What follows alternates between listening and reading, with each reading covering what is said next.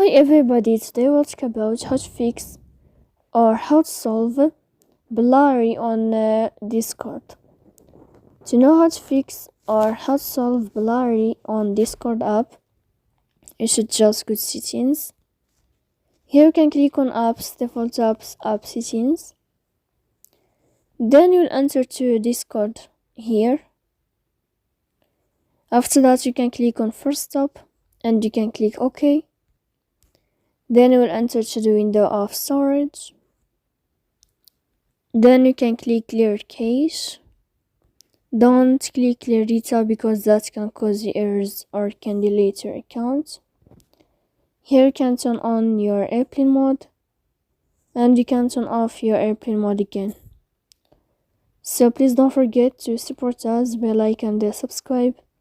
See you next time in another video.